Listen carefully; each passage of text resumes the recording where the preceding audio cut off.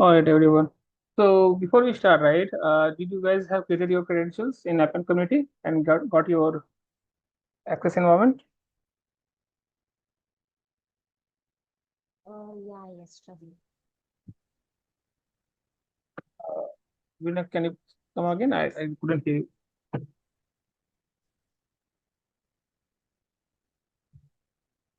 Yeah, we have created the account, Ravi. Okay. All right. Thank you. How about you, Mansur? Did you create your account? Yes, Ravi. I have already created this Oh, okay. 2 days ago. Great. Great. Just Excellent. one doubt, Ravi. I created with this account with my personal email without Hmm? like not with the organized mail. No issue, right? There's no issues. It's just whenever you want to appear in your certifications, right? Make sure you log in with your company's email address. Okay. That will Okay. go as your profession. For learning Okay. purpose, it's fine. See, Okay. what happens is now there are certain courses as well available for the Appian community. So if you log in with your company's email address, that will get logged as your account with your company's email that you have completed this course and all, right? Otherwise, there is no issue. But for certification, make sure you use your company profile. Okay. Okay, Ravi. Thank you. All right. All right. So yesterday I gave you some questions, right? I mean, as a task that prepare a database model. Has anyone done that?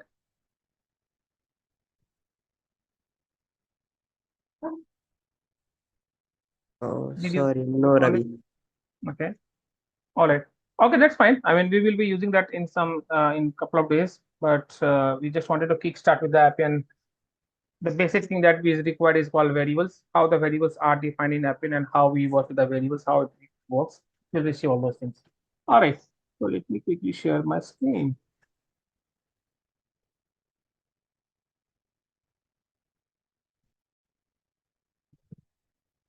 You guys can see it.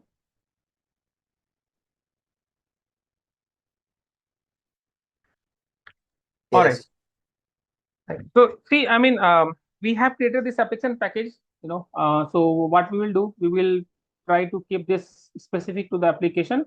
There are few learning objects. We will create some dummy test rules and everything, right? So that we can use a sandbox application. So if you guys have seen that you guys also have your dummy, sandbox application package. So you can use that for test rules, learning purpose, any functions and all. You can use that. Okay. All right. So I'm going to use just to showcase how the append variable works. I will create an expression rule. Now we have discussed this in there. What is an expression rule?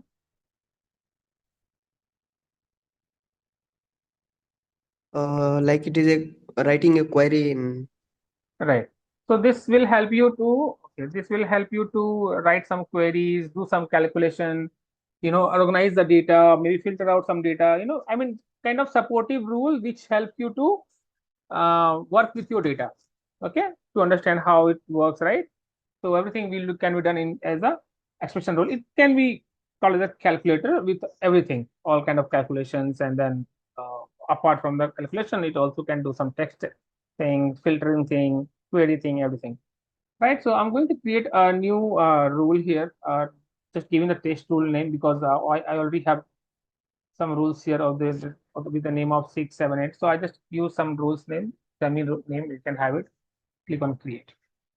So once we create a rule, what it will do it will open an expression window where you can do anything. Let's say why I set up a plus, right? I mean calculator thing. If you do 5 plus 6 and click on test rule here, it can give you 11. It can be used as anything. It's a blank window where you can perform anything. If I say, let's say ABC and ampersand is used for concatenation. Okay, and I'll say let's say 1, 2, 3. Right. So what it will do is that it will concat these two things and will return to you. So this window is not like only doing the calculation. It can do anything basically, right? Writing the functions, query, everything you can perform. All right. So what do we have this in this rule? We are going to learn about the variables. Okay. So before starting the variables, can you Anand, tell me that what is the primitive type variables?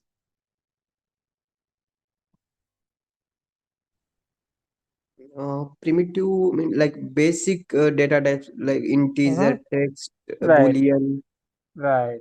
So we have Boolean, text, number, right? Date. So those are called primitive data types. So in Appian, do we need to declare a type of the data? No, we don't have to declare in the expression window here. We'll see how where we have to create this type, but as a local variables, right? So when we come to the local variables, Appian has two kinds. There are multiple kinds of variables, right? One is the local, and another all come as a, you can say, as a global variables, right? So if you want to use a function, a variable, right, within the set of rule where you want to use that, we need a local variable. It means the variable will be used locally and it cannot be used outside. Okay, so that's a local variable. And to declare a variable in Appian, we have a function called local variable function. You see, when it comes to the parenthesis, it becomes a function.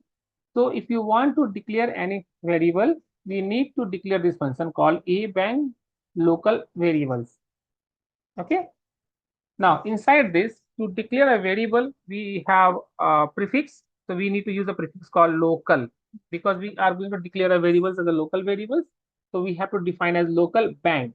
So this exclamation notation we call Appian is as a bang. So local bang and name of the variable. Let's say I'm going to say let's say student name, right? So this is the variable I declare.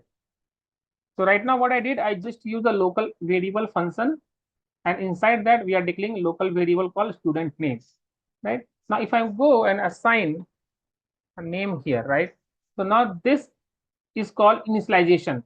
So if you might have seen, right, in Java or something where we use the equal operator, but here we use the colon, okay, to initialize the value. So what we are doing, we are transferring the name Raj to my local variable student name. So what happens if I try to return this variable? I will see the text tool, I will see the name it here, Raj. So how it's coming up? Because we declare a local variable within the local variable function with the prefix of the local bang, given the name, and by using this colon, we are assigning a value called Raj. Right? Have we declared anywhere the type of it? What is the type it's going to have?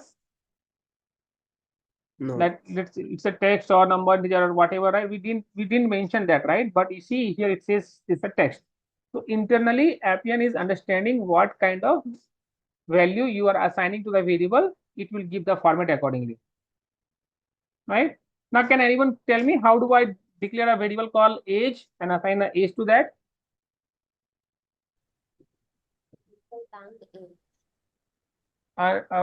Your voice is very low. I couldn't Yeah, hear you. Sorry. local bank age. Local bank age, right? So is it like it's restricted that I need to use age only? We can put anything, I can put xyz as well, right? There's no issue, but the name of the variable should be meaningful, right? So that's the reason we are going to go with the age. Okay, there's nothing to do with the type of it. Okay, it's not like if I have given age, I cannot give text value to it. It's not like that. It can be anything. So let's say I'm going to say 25. I use the colon operator to initialize the value and then assign the value 25. In Appian, every line of code is a comma separated. You see, it's ended here, I put it a comma. Now it's ended here, I need to put a comma. Once I put the comma, then it will be gone. Now I say local age. So if I want to return the local age, I'll say local age. Remember one thing, if you are trying to return something, you can only return one statement. If you want to merge the statement, then it can be done, but you cannot return multiple. Like I cannot have like this.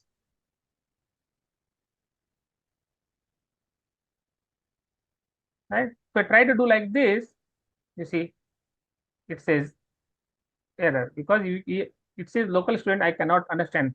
It's not a return statement. Return statement will always be at the last. Okay. So now if I try to return the age, you see it will return the age and it says 25 and it's a number integer.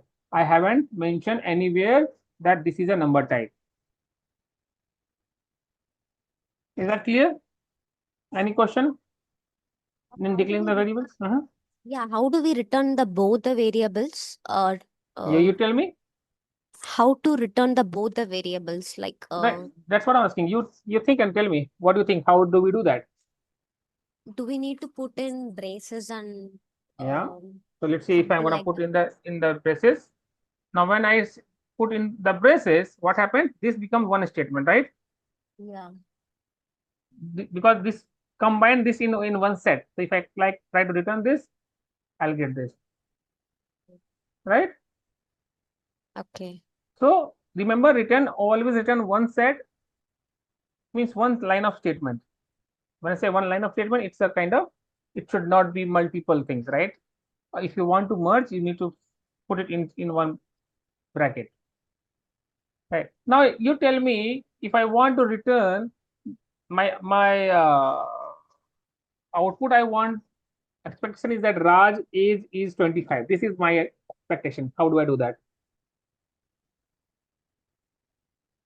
Sorry, could you repeat that?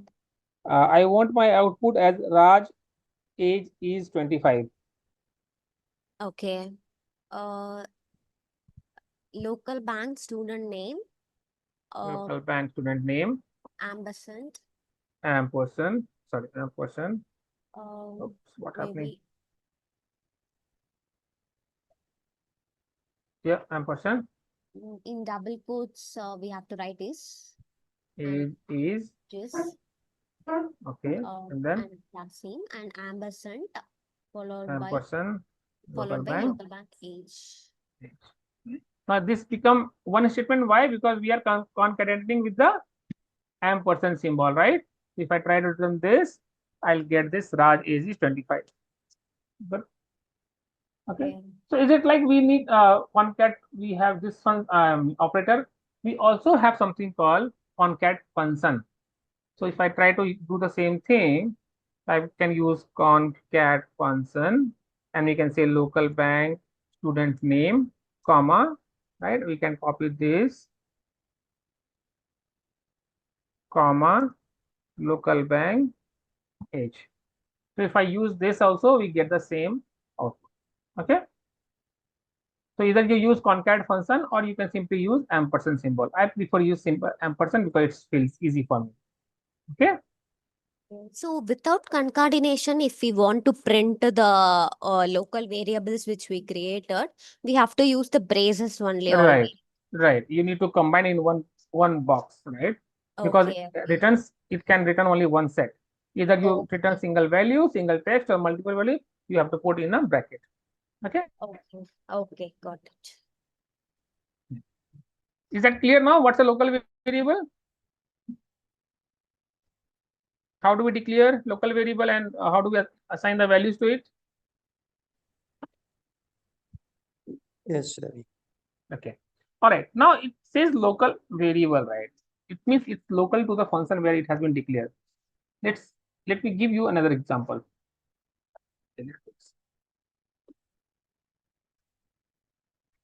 Let's say inside this local variable function, I declare one more local variable function. Okay. So this is child of this. Okay. So inside this, I'm going to declare a variable called local bank class. Let's say I'm going to put 12. Okay.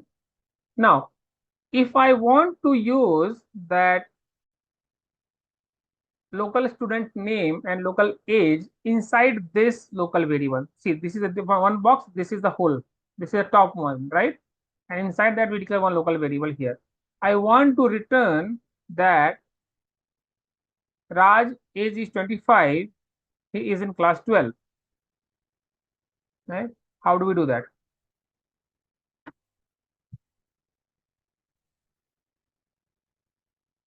We can say local bank student name ampersand age is ampersand local bank age. So we are able to use this variable, right? Why we are able to use this variable? Because it Because is global. right, it's not a global, but it's a scope within the local variable. Here we are not using outside of this parenthesis, right? We are only Correct. using inside this parenthesis. Still, even though there are some new local variable function has been declared inside that, but still that is inside this parenthesis within the scope of this variable, right? Now Correct. it, and I say ampersand, he is in class, right? And then I say local bank class, right? So if I do like this, will I get an output? Yes, you will. So if I do like this, I'll get this everything. I'm getting the Raj, age, and 12 as well. What happens if I take this line from here and put it after this? Will I get an output? No. Why and what will be the error? So the scope of the local bank class is not just limited to the second child only. Second very functions that we use, right? So local class is being declared inside this parenthesis, even though this whole local variable is a part of this, but according to the rule, it will say, hey, you are trying to use this local class, which the scope of local class is this function. We cannot use this outside. If you try to run this, it will say that, hey, we are some issues are there. We can't use this. Okay. Is that clear now? The use of local variable, the scope within the parenthesis where it has been declared, right? So local class is being declared here. We cannot use outside of this. Clear? Yes, Ravi. Okay. Now, is there a way around to do that? Can we achieve or not? So let's say this is a function, right? This local variable is itself is a function. Then it means it has to be written something. So I'm going to return this local class directly. Right now, what I did inside this local class, this local variable, I declare local class variable, and then I'm returning this local class. Now, this entire set, what I will do, I will declare a variable called local bank get class, and then I put a colon, and this I will make as a input for that. Did you guys understand what is happening here? This was declared without any base. So what I did, I just initialized a new variable here and initialized with this local variable. Now, can you tell me what this get class variable will hold? Class, local bank class. It will hold the value of local bank class, right? So if I go Correct. here and change to the get class, now will I get the answer now? Yes. So do you understand how it's getting it? How we are making the link between this? So now this variable is declared inside this, and then we are initializing the value inside here, and we are passing it to the local variable like this. Any doubt here?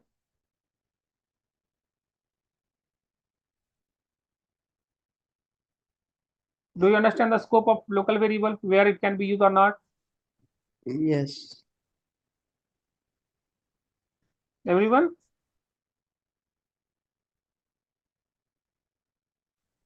Actually, I didn't get the line number 5. Local bank get class. You're Okay, writing a bank local variable. Yeah. okay, okay. Let's see. What is the output of this is going to be? This is what we discussed initially, right? That local variable, it's written something. So we have And initialized a variable called local class here, and then yeah. we are returning the local class. Do you have Now any output issue understanding this? be 12. So if I click on test tool, what I will get?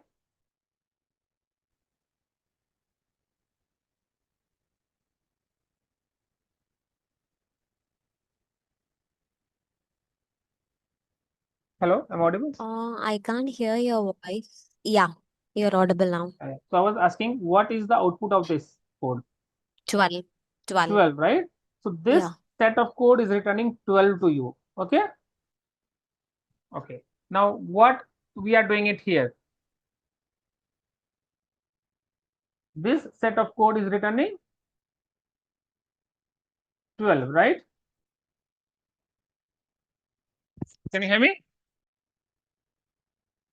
Hello? Yes, Ravi, you are audible to me. Okay. Avinya, can you hear me?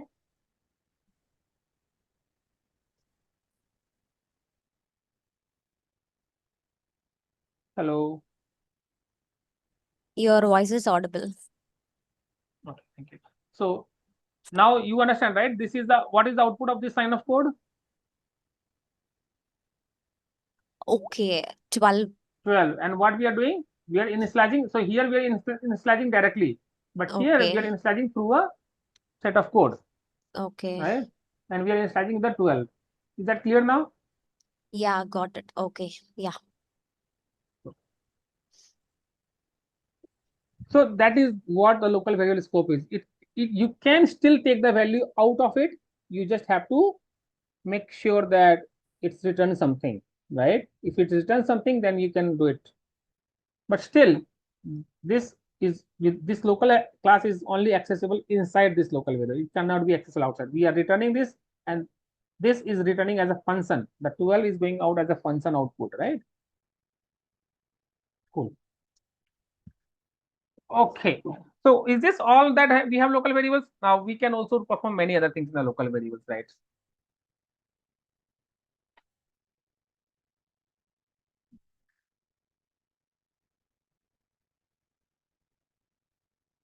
So I'm going to declare local variable function here. And then what are the kind of values that we can assign? So let's say I'm going to say local bank array 1. We see how do we use a single variable. Now let's try with the array of data. If you want to initialize any variable with an array, you have to use symbol called this curly parenthesis. If you use anything as a curly parenthesis, Appian will understand that you are trying to define an array kind of variable. So let's say I'm going to put 1, 2, 3, 4, 5. So if I go and put a comma here and return this local array 1, click on test rule, I'm getting a list of number integers 1, 2, 3, 4, 5. Okay.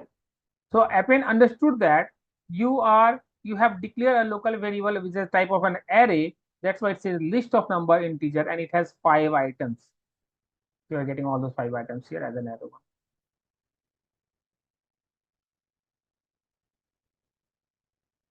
Okay. Can we declare a dictionary? Yes, we can declare as a dictionary as well. So let's say I'm going to have dict1.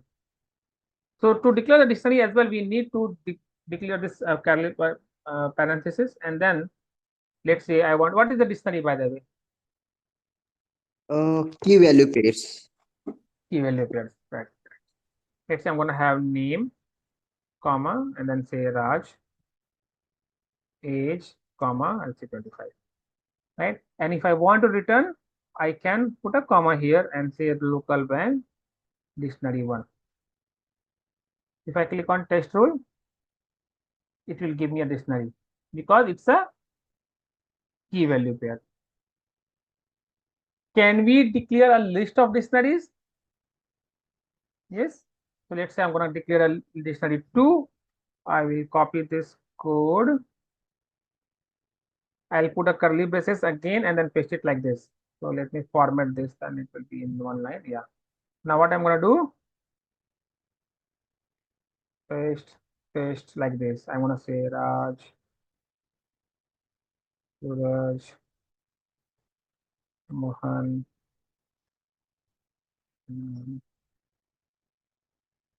So, and then I will return local bank dictionary 2.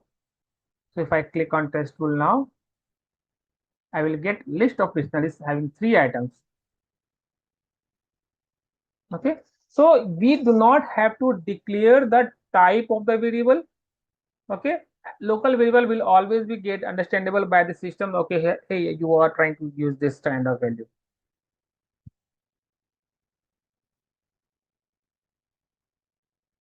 Any question? So Ravi, Mm-hmm. the way this works is same as Java, isn't it? Yeah. See, yeah, exactly. No, because Appian itself has been built on Java. Okay, but in Java, I think they use dot, right? I think you use local dot, and you're using local some other symbol. Is it just the Right. difference, is it? That is a prefix to declare any variable. Local bank. Okay, That is a prefix to okay, declare it. Yeah. okay, So see, as I said, you will see similarity of the code Java, but don't try to match with the Java. Hey, why we are using this in Java? We are using that. That's a two different things at all, right? So don't compare with that. Let it be there. You will see similarities because the Appian has built on Java itself, right? So you will see similarities, but the okay, okay, uh, you may also see the function name as the same, but it's not like working is not the same, right? Okay. okay. And I had one question because I joined Mm-hmm. like 10 minutes late. You're already in this console teaching. Yeah. Mm-hmm. So how much? I mean, is that too much coding with respect to when you build an Appian? No, no, no. These are to understand the variables, right? To Okay, make you understand how this local variable, because you will be using local variables. So whenever you will type something, you need to capture those inputs somewhere, right? So you need to understand how the variables works. What is the scope of the variables? What happen if you save the things in a local variable? What you have saved the things in some other variables that we have? So for that, you need to understand how it works, right? It's not too much coding, but coding is there. Definitely is there. But it's not like tough coding, right? okay. So you're saying that there, apart from redesigning the process from whatever the console you showed us yesterday, right? All those Right, process design and right, all. You're saying we'll have right. to do some some Obviously, coding. Okay. exactly, right? Because see, it's not a low no code tool, right? Where everything is predefined. You Mm-hmm. can customize. You can define your own fields. You can have 5 fields, 6 fields, 7 fields. You need to capture the input of those fields that user is typing to somewhere, right? If you don't understand the Okay. variable, where you will save those, Yeah, right? yeah, yeah, okay. Right? Yeah.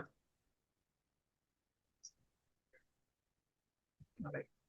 So is that clear now? How do we declare this array, single value, dictionary, list of dictionaries, right? Now, let me return this local array one. What does it says? It says list of number integer. Now, what happens if I go here and I will add one more thing, but that is a text? Quite possible, right? User can do that. So is it like Appian is going to throw, hey, why you are adding a text in the list of number integer? Because this is also an array, right? If I click on text tool, you see it says list of variant now having 6 items. It will not throw the error that hey, you are not providing a valid list. It's a valid list. There's a condition that you can have this as a number integer and text as well, but it became as a variant because it's a combination of the things. Okay, right. Now, if I want to get the name of all the name in the dictionary too, can anyone think how do I get that? I want to get the names in dictionary too.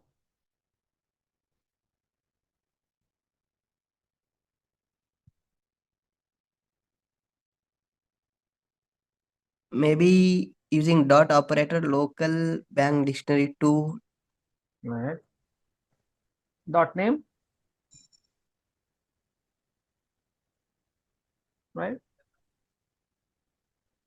Now, if I want to get the age, I would say dot age, right?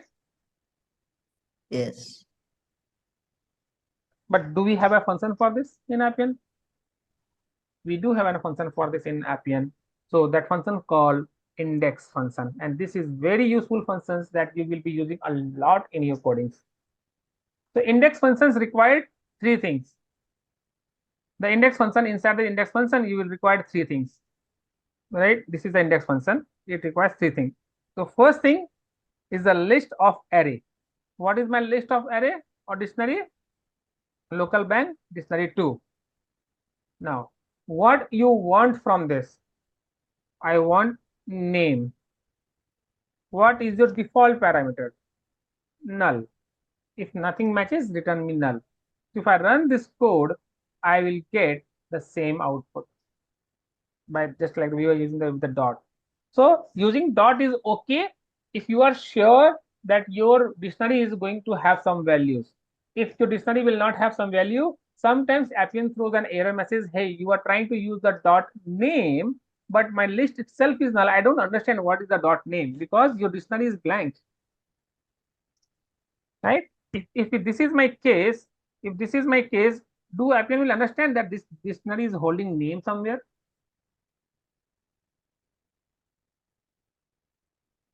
Right? So what happens if your data is complex? It right now it won't because index function is handling it. I see null here, right? So it's handling it. But if you don't handle properly, Appian will not understand that your dictionary is having a something called name parameter. Right? One second, sorry.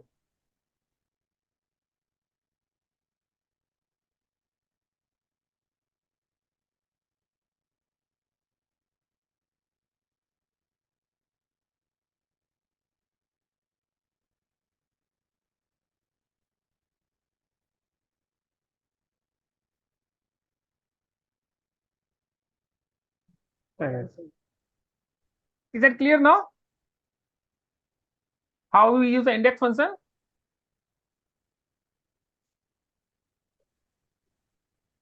Now, if you want to get the age, what we need to change here? Just replace name by age. Right. Yeah. Okay. So we will talk about this index function in detail because it has many other properties to do. But just for example, I gave you because dot operator came into this. Okay. All right. Okay. Now, can we create a function, or maybe can we use this expression rule as a function that can return something? Okay. Let's do that. I'm going to create a new expression rule. Give the name as test rule 8.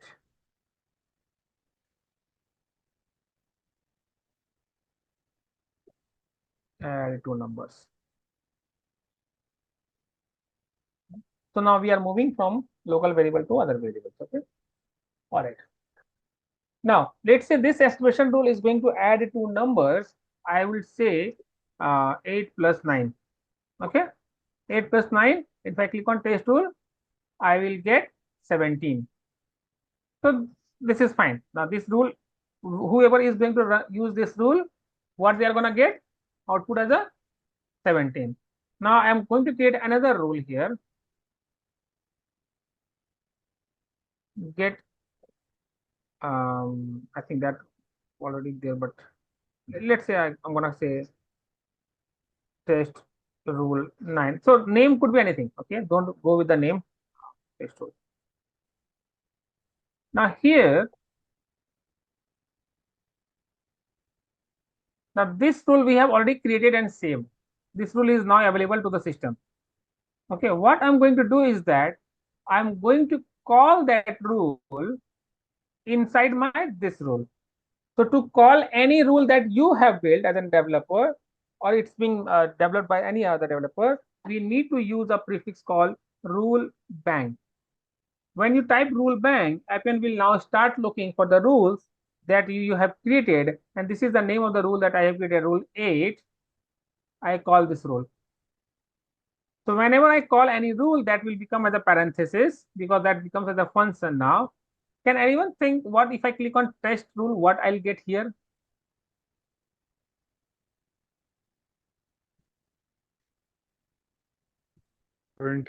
Sum of two numbers. So the number that I have defined here, we are getting the output here. So what does it you understand here?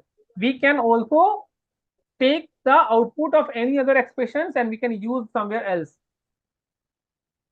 Right? So let's say I'm going to declare a local variable here, local bank, local variable function, and then say local bank get number, and then here I will pass this rule, and then I'll return the local bank get number. What I will get now? 17. I'll still get the 17, but it became through a process. The output of this we are assigning to this, and now we are returning this. Now if I say local bank, let's say my number, I'm gonna have 10 to it, and then in the output I'm gonna say local bank get number plus local bank my number. Now what I'll get, 27. right? So you can also work with the data that you are getting as an output from some other data, some other rule, because we initialize that and we assign to some here. So my local get num is now having the value called 17 that you can confirm here. So my local get name is having value 17, my num is having value 10, and then what we are doing, we are adding this. Do you understand how do we can bring the data from some other rule to in my rule? Is that clear?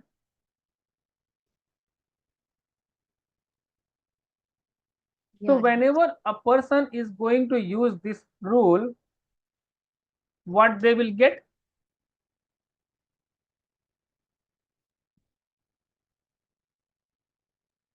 They will always get 17 because this is defined like this. Now, what else we can do here? Let's say I'm going to say a local variable here inside the sub rule. I'm going to say local variable here. I'll say local bank first num 9, local bank second num 8, and then I'll say local bank first num plus local bank second num. Okay, save this rule. Now what I'll get if I click on test rule?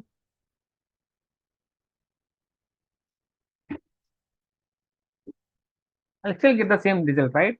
But what we did, we enhanced this rule just to make it clear. My first name is 9, number is 9, my second number is 8, and then we are doing the addition. If I click on test rule here also, we get the 17. So this is always going to return 17 in this case as well, even though we have declared the variables, right? So why I showcase you like this? Because still we have declared the variable inside the local variable function. So the scope should be within this.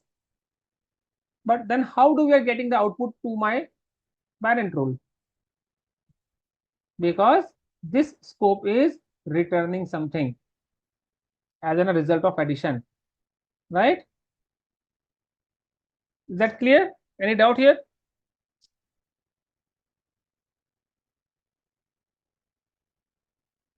Yes, it is clear. All right. In case if we do we have multiple variables in this rule, in the parent rule, we have multiple variables and we want to access those 2 or 3 variables in the child expression rule. Means how do we do that? So you can use the curly braces and return that variables, Okay. right? Because right So now we what? are just calling the test rule, the name of the rule directly, and we are getting the result. But we In have that case, also you have to call the rule name directly. It depends what are you returning from this rule. okay. Let's So say what happened if uh, okay, you will understand this one. Let's say instead of this addition, if I go and return local bank second num, save this rule, can anyone tell me what will be the output here? I am returning the second number, save the rule, and then I'm calling the rule. I'm not making any changes here. What will be my output here? 18. uh, Right? So it doesn't matter what what you are calling it here. It matters what you are returning here. okay. Okay, so whatever you will return, that will become output for this. Okay. I think the question more was, I don't know if I understand it right. It was more was, can you pass Multiple variables. multiple variables, get and to into a function, get the Yeah, answers we'll done come. by the function? I got. Yeah. I will come to that. Okay. But just to Yeah. clear here, what we are returning. So what you are going to return in the sub rule, that will be output of the way where you are calling it. Is that clear first? Yeah. Yes. All right.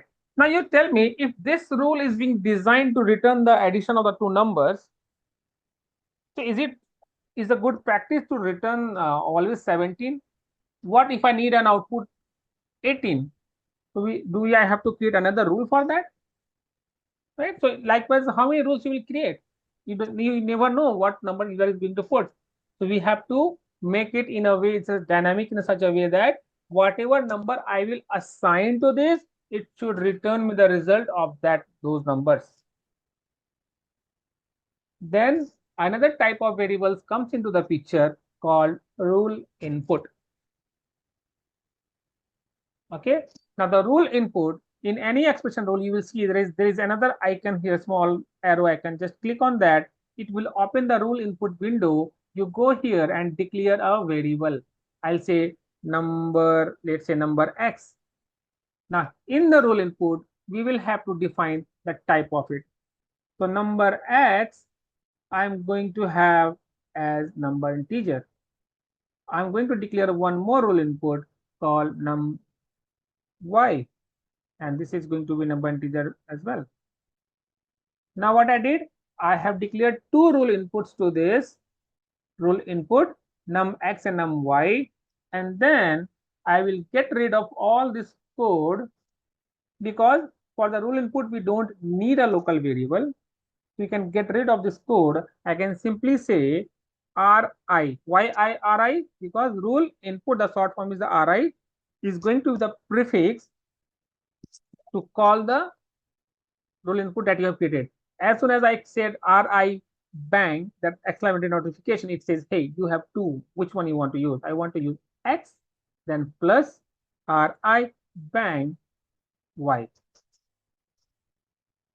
If you want to test, it has given the test panel here. You should provide any number here and I click on test tool, you will get the output. We change, we'll change the values.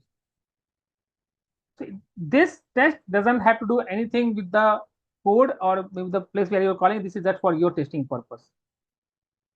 Is that clear? Any doubt in this rule?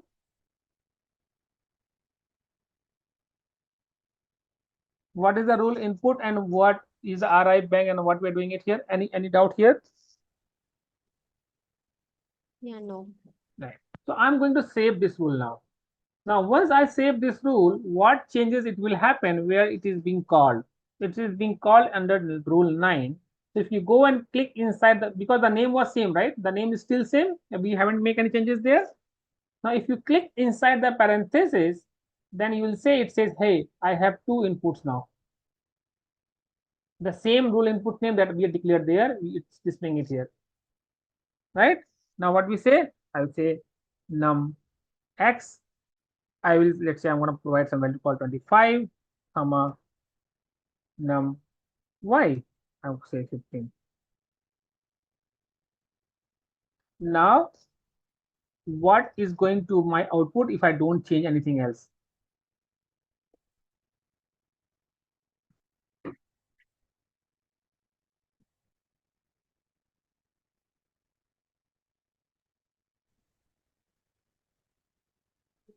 Can we go to the test rule 8 once?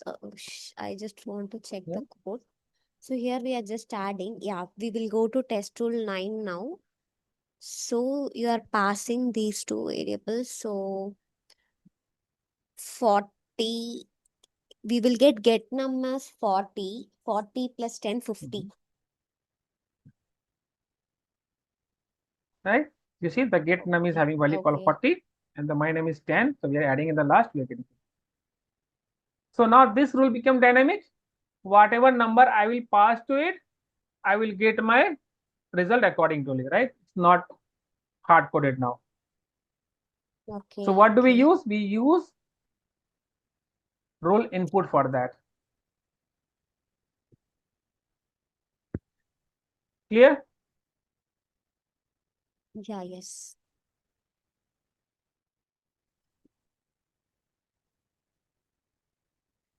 Anyone else? Any questions?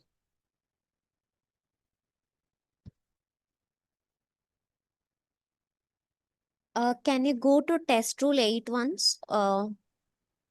Okay, so now to access like any other variable from other expression rule, we have to use RI bank, that variable name which we used, and we have to That is paste for the rule that input. rule input. Rule Okay, input. okay, okay. So you can Yeah, create the combination of got rule it. input, local variables, everything you can do it here. Okay. Okay. Right. Okay. Now take a task. If I pass any operator, let's say if I pass plus, then I should be doing addition. If I pass multiplication symbol, I should be doing multiplication. If I pass minus, then should be doing the minus likewise. So think about it, create a rule in a way, and then show me that how do you get it. One thing I'll give you the hint. In your subrule, you might have to use a function called choose. The choose function will allow you to, based on your operator, what you need to perform. If your operator is plus, or maybe you can use if condition. If your operator is plus, then go do the addition. If your operator is like that, and do particular operation. So you may have to use either if condition or plus. So think about it, do the practice, and let me know if you are able to do it. Then we will proceed further more, and then we'll see how it goes. Okay.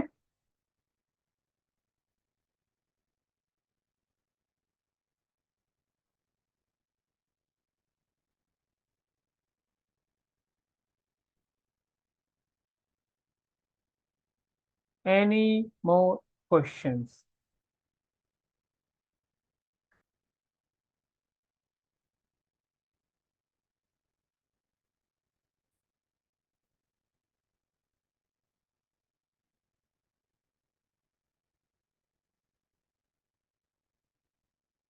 Why I'm not getting that option here?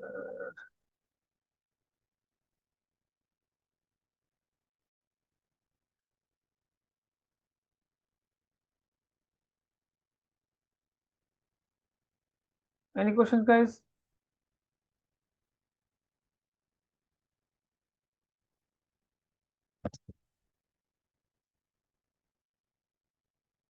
Yes, no? Did you get my task? Am I audible?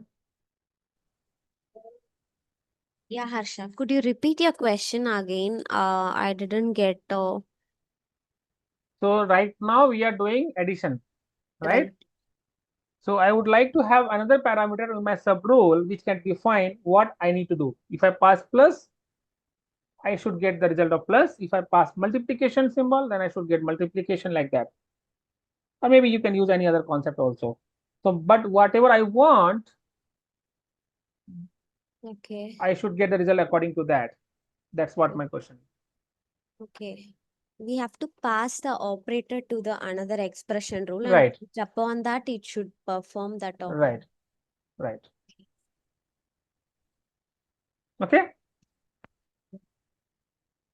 All right, we'll stop here today. We'll just see this activity, and then let me know if you guys are able to do that. We can connect on Monday, and we can continue this app and understanding this app in functions. By the way, Andy, have you done this activity for creating a data model? For me, is it Ravi? Yeah, yeah. We No, talked no, about, right? We asked no, I for that. haven't done it. Okay. All right. I mean, No. that will take to a few more classes to come to that level, but at least think in your mind what are the tables we might need for our application. Okay. For Okay, everyone, not sure, for you. Yeah, it's for everyone, but yeah. sure. And I had probably given Mhm. yesterday a second half I had to drop off because it's my work time. I Okay. wanted to check I saw the video today morning, the record type which you were teaching us, Ravi, right? Mhm. Is that an when you say record type, it is a database with the schema and the database, right? I mean, like when you say record, like let's say employment, or sorry, employee is a record, right? Record type. Right. Mhm. So employee will have, like, say, 10 columns. Right. So the data where it sets is called record type, and it also consists of, like, in case if I want to insert into employee, so I'll Right. have the schema for it, right? Even that will be created in record type, isn't it? Right. See, this record, first of all, is not your database. The Mm-hmm. record is being built on you based on your database. It's kind of, Mm-hmm. you can say, it's a what do I call that? The It's probably a portion in the database. It's probably a I mean, placeholder see, in that there. is a kind of you can use a record as a front end of your database where you can take action on your data. It can represent exactly the what table you have. If you want, you can also reduce the number of columns in your record. It's not going to reduce in your database, by the way. If you want to work only for 5 columns, you can have limited your record to the 5 columns. You can create a new record entry in the record which can impact to your database, and it will go to the database and it will add a new entry there. If you want to update any existing record, it can do that, and it can. So it's kind of a front end for your database table. How do you want to work with your data? Okay. So it's okay. Okay.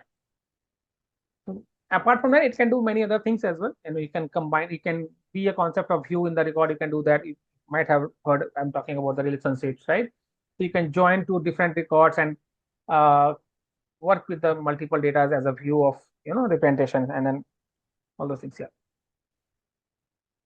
Okay. And you Or, share, yeah, one last thing. And you also showed as admin as well as users which has viewer access, right? There was one more called edit, right? right. So what is the difference between the edit and the view? And is edit a developer access or admin is a developer access? No, that viewer and editor and admin role is not for the developer. That is for the end users who is going to use your application. Yeah. So yeah, I think you're right. The Right. viewer and edit, what's the difference between the viewer and the edit one? As the name suggests, viewer, you can only view the things. You cannot edit the things. You can view your Okay. application access. You can see all those things, right? Editor can go and make some changes in your object wise, right? Okay, So editor is someone who, okay. right, who you give the Okay. editor access? The support person. They may have the editor access, right, for the application. They can go and make some changes if it is required. Right? The support person, okay. Right. Okay. The viewer is only to view the application and work with the application. No, do not make any changes with your objects, application securities. Okay.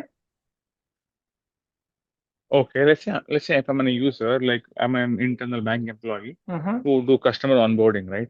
Right. And I'll have to enter there'll be fields I'll have to No, enter that is, custom. see, that's what you're getting confused. Yeah, that's the using of application. I'm talking about the Yeah. security on the object wise.